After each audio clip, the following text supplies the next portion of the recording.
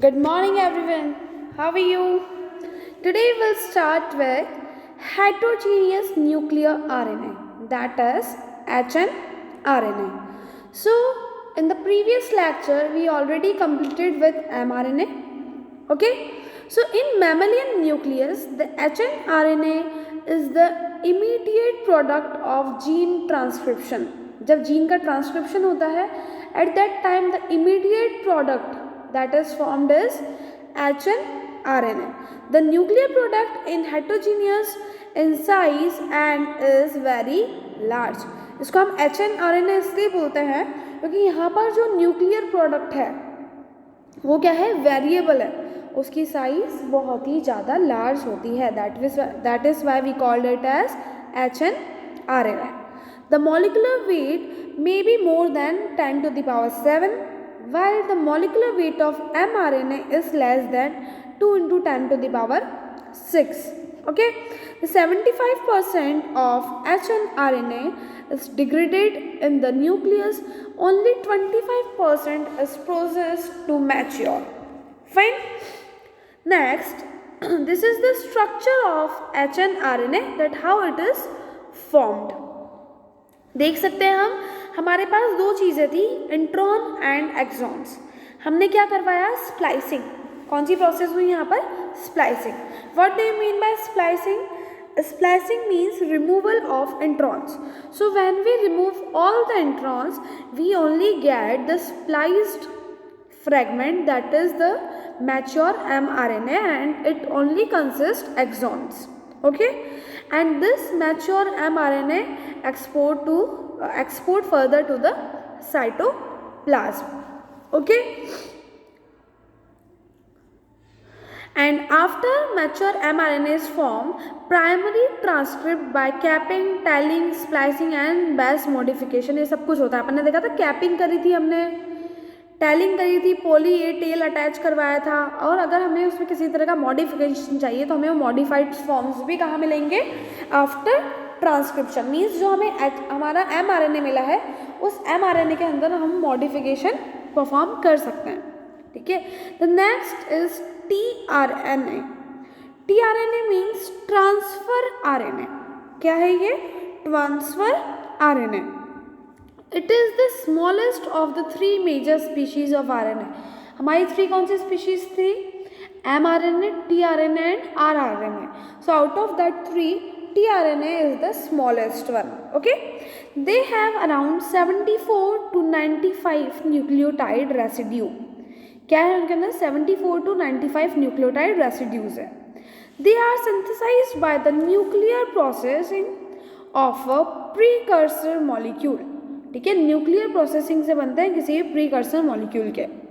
They transfer the amino acid from cytoplasm to the protein synthesizing machinery, hence the name tRNA. अब इनका नाम tRNA क्यों पड़ा, because ये क्या करते हैं, ट्रांसफर करते हैं अमीनो एसिड को साइटोप्लाज्म से प्रोटीन सिंथेसिंग मशीनरी पर. जब हम ट्रांसलेशन करते हैं, the main role played by tRNA, that is why it is known as transfer RNA. Next point is they are also known as soluble RNA और sRNA. क्यों हम इन्हें sRNA बोलते हैं, बिकॉज दे आर सॉल्यूबल, ये easily dissolve हो जाते हैं. That is why sometimes we called it as sRNA. So tRNA and sRNA both are the same thing, and they are also called adaptor molecule. क्यों बोलेंगे, क्योंकि जब translation की process होगी, so in the translation they act as an adaptor, और वहाँ पर जो हमारी mRNA की जो सीक्वेंस है उसके ऊपर क्या करेंगे, ये यहाँ पर क्या बनाएंगे, इसके पास क्या होता है, एंटी कोडोन्स. जो हमारे mRNA में कोडोन्स है उनके एंटी कोडोन साइड किसके पास होती है, हमारी tRNA के पास. इसलिए अपन को क्या बोलते हैं, adapter molecule. There are at least 20 species of tRNA, one corresponding to each of the 20 amino acid required for the protein synthesis. तो कितनी स्पीशीज अपने पास tRNA की, 20 स्पीशीज है. किसकी बेसिस पर, 20 अमीनो एसिड्स के बेसिस पर. Now will see the structure. So there are many different categories of structures. First is primary structure. First is primary structure. So what happens in the primary structure? Read it.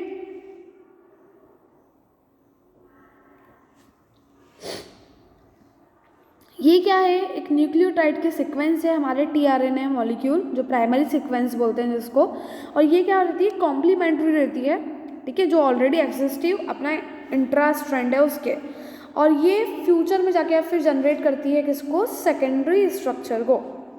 जो secondary structure होता है हमारा tRNA का, उसका shape होता है clover leaf model. अभी अपन structure देखेंगे। जो हमारा क्लोव होता है, लॉन्ग जिसको बोलते हैं, उसकी जो लीफ होती है उसके शेप का होता है, ठीक है। इसकी 5 डिफरेंट आर्म्स होती हैं and the structure is stabilized by hydrogen bond between the bases and is a constituent feature, ठीक है। क्या होता है इनके बीच में? जो बेस पेयर्स जब बनाएंगे, ये क्या है? एंटी कोडॉन जो इनकी साइड रहेगी, वो कोडॉन साइड जो है उसके साथ क्या करेगी? बेस पेयर्स बनाएंगी। तो उनके बीच में कौन से बॉन्ड होंगे? Hydrogen bond. जैसा क्लोवर लीफ स्ट्रक्चर बनेगा तो वहाँ पर भी जो इंटरनल जो स्ट्रक्चर्स आपस में बॉन्डिंग रहेगी वो किसकी होगी? हाइड्रोजन बॉन्ड्स की बॉन्डिंग होगी इसमें, okay. Now the structure characteristics of tRNA. So how many arms are there? 5 main arms, ठीक है। Acceptor arm, anticodon arm, THU arm, T5C arm and 1 is extra arm, ठीक है। 5 मेन आर्म्स या जिनको हम बोलते हैं लूप्स, ये होते हैं acceptor, anticodon, DHU, TYC and extra arm, ठीक है। सबसे पहले अपन डिस्कस करेंगे स्ट्रक्चर का एक्सेप्टर आर्म को। किसको डिस्कस करेंगे? Acceptor arm. एक्सेप्टर आर्म होती है 3 डैश एंड पर। एक्सेप्टर आर्म कहाँ होती है? 3 डैश एंड पर, और यहाँ पर जो 7 बेस पेयर्स की बनी होती है, और ये क्या करेगी? एक्सेप्ट करेगी मॉलिक्यूल्स को, ओके।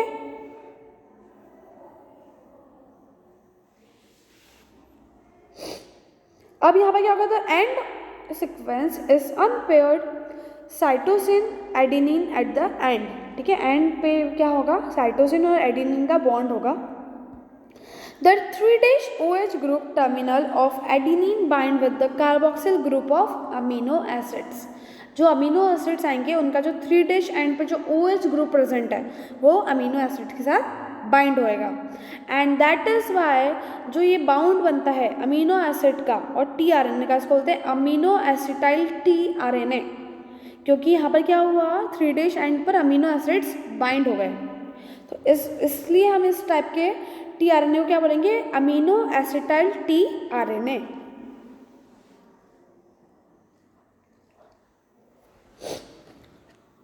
ठीक है। Second is the CCA attachment is done post transcriptionally. CCA attachment means जो एक आर्म होगी उस पर क्या आ जाएगा? CCA अटैच हो जाएगा। देखो यहाँ पर अमीनो एसिड बाइंड हुआ, ये हमारा स्ट्रक्चर है टीआरएनए का। ये किसका स्ट्रक्चर है बेटा? अपना टीआरएनए का स्ट्रक्चर है। यहाँ पर जो आपकी ये CCA दिखा आपको, this is the CCA side, 3' and है। यहाँ पर 3' एंड पर कौन बाइंड हो गया है? हमारा अमीनो एसिड्स। तो इसको अपन क्या बोलेंगे? अमीनो एसिटाइल टीआरएनए, ठीक है। और क्यों बोलेंगे उसका रीजन भी पता चल गया है, बिकॉज यहाँ पर OH ग्रुप के साथ कौन बाइंड हो गया है? कार्बोक्सिल बॉन्ड बाइंड हो गया है किसका? अपना अमीनो एसिड का।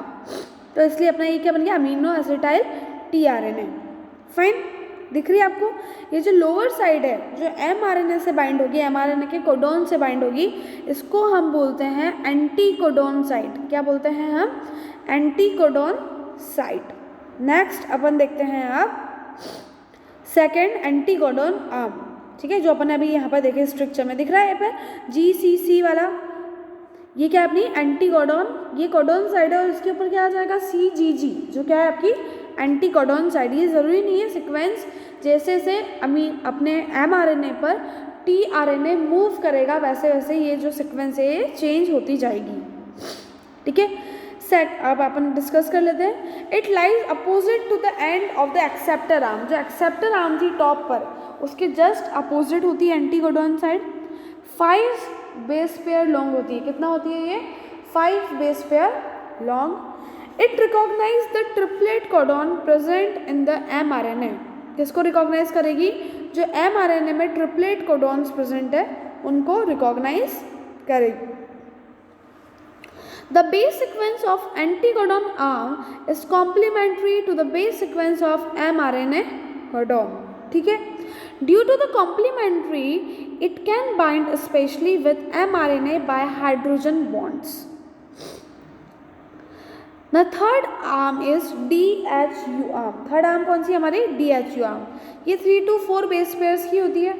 It is also recognition sites for the enzymes. ठीक है, ये क्या है? एक रिकॉग्नाइजेशन साइट है किसकी? अपने एंजाइम्स की। अब ये किस एंजाइम को रिकॉग्नाइज करती है? अमीनो एसिटाइल टीआरएनए सिंथेटेज को। किसको रिकॉग्नाइज करेगी? अमीनो एसिटाइल टीआरएनए सिंथेटेज जो एंजाइम है उसको रिकॉग्नाइज करेगी एंड वो ऐड करेगा किसको? अमीनो एसिड्स को एक्सेप्टर आर्म पर। ठीक है, नेक्स्ट आता है अपना T5C arm. T5C arm just opposite होती है DHU आर्म के। ठीक है, जस्ट अपोजिट किसकी होती है? DHU आर्म के। Since it contains pseudo uridine that is why it is named so. ठीक है, सूडो पार्ट होता है इसमें यूरिडीन का। It is involve in the binding of tRNA to the ribosomes. ये टीआरएनए को किससे बाइंड करवाने के लिए रिस्पॉन्सिबल है? राइबोसोम के लिए। ठीक है, एंड द फिफ्थ इज, हम उसको बोलते हैं वेरिएबल आर्म। फिफ्थ आर्म को हम क्या बोलते हैं? Variable arm. तो पूरे टीआरएनए का अबाउट जो 75% है वो कौन पस करता है? ये स्मॉल एक्स्ट्रा आर्म परसिस करती है और ये वेरी करती है। 3 to 5 बेस पेयर्स होते हैं इसके अंदर belong to class 1 means first class का जो मेजॉरिटी टीआरएनए है उससे बिलोंग करेगी। ये एक एक्स्ट्रा आर्म है जो क्या करेगी? जो लॉन्ग और शॉर्ट हो सकती है एज पर द रिक्वायरमेंट, इसलिए हम इसको क्या बोलते हैं? Variable arm. Fine. The third is the tertiary structure of tRNA. TRNA का हम क्या देखेंगे? Tertiary structure. टर्शरी स्ट्रक्चर जो होता है टीआरएनए का वो कैसा होता है? L shaped. कैसा होगा बेटा? The tertiary structure is L shaped and is formed by further folding of the clover leaf due to hydrogen bond between T and D. ठीक है, हाइड्रोजन बॉन्ड किसके बीच में हो रहा है? टी आर्म और डी आर्म के बीच में जब हाइड्रोजन बॉन्ड बन जाता है तो क्या हो जाता है? फर्दर कॉइलिंग हो जाती है हमारे स्ट्रक्चर की। The base pair doubles the helical strand get arranged into 2 double helical columns continuous and perpendicular to one another. ठीक है, next RNA is ribosomal RNA. अब हमारा नेक्स्ट आरएनए कौन सा है? आरएनए। अपन एमआरएनए पढ़ चुके हैं। एमआरएनए के बाद हमने डिस्कस किया था एचएनआरएनए, फिर अपन ने डिस्कस किया tRNA. Now it's turn for RNA. अब हम क्या डिस्कस करने वाले हैं? Ribosomal RNA. Ribosomes means what? Yes, protein synthesising unit. तो ये वही आरएनए है जो किससे अटैच होगा? अपना राइबोसोम से। ठीक है, तो हमारा जो राइबोसोम होता है उसमें बेसिकली 2 सब यूनिट्स होती है, एक 60A सब यूनिट और एक होती है 40A सब यूनिट। ये लास्ट ईयर हमने पढ़ा है कौन सी क्लास में? 11th क्लास में, चैप्टर नंबर 8। ठीक है, तो इसमें क्या होती है? 2 सब यूनिट्स होती है राइबोसोम्स की, 60S और 40As। जो हमारी 68 सब यूनिट्स है वो और फर्दर 2 यूनिट से मिलकर बनी हुई है and probably more than 50 specific polypeptides से बनी है। ठीक है, 40 सब यूनिट्स 30 पॉलीपेप्टाइड से मिलकर बनी है अपनी। And all of the ribosomal RNA molecule except 5S RNA are processed for the single 45S precursor RNA molecule in the nucleus. ठीक है, ये जनरल फॉर्मेशन है, एग्जाम पॉइंट ऑफ व्यू के हिसाब से हमारे लिए इतना इंपॉर्टेंट नहीं है। हमारे लिए इंपॉर्टेंट है उसका स्ट्रक्चर। ये अपने राइबोसोम का स्ट्रक्चर है। ये हमारा एक न्यूक्लियोटाइड था, इसके 2 पार्ट्स हैं राइबोसोम्स के। एक 60S सब यूनिट जो लार्जर सब यूनिट है और दूसरा है हमारा 40S सब यूनिट जो क्या है? अपनी स्मॉलर सब यूनिट है। ओके, अब क्या काम है? The function of RNA molecule is the ribosomal particle are not fully understood but they are necessary for ribosomal assembly and since to play key role in the binding of mRNA to ribosomes and its translation. कहाँ पर mainly काम आता है ये हमारे mRNA का जब translation होता है वहाँ पर मेनली काम आता है हमारा कौन, rRNA। ओके, सेकेंड जो फंक्शन है ये क्या परफॉर्म करता है, पेप्टाइडाइल ट्रांसफरेंस एक्टिविटी एंड दस इज एन एंजाइम, एक तरह का जिसको हम बोलते हैं राइबोजाइम। सुना है आपने, जो राइबोजाइम है वो हमारा rRNA है, ठीक है। एक्ट कैसे करता है, ये एंजाइम जैसा एक्ट करता है। नेक्स्ट इज स्मॉल RNA जिसको हम बोलते हैं sRNA, ठीक है। मोस्ट ऑफ द स्मॉल, हम इसको स्मॉल RNA क्यों बोल रहे हैं, बिकॉज इसकी साइज कैसी होती है, 20 to 300 न्यूक्लियोटाइड्स है। एक पर्टिकुलर पर सेल इसकी कितनी कॉपी हो सकती है, 10,000 to 1,00,000 कॉपीज इसकी प्रेजेंट हो सकती है। फाइन, अब snRNA का काम क्या है, snRNA means the subset of the small RNA are significantly involved in mRNA processing and gene regulation।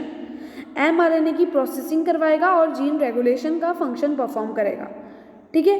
ये अलग अलग चीज़ों से मिलकर बनी हुई, अभी अपन ने hnRNA में भी देखा था।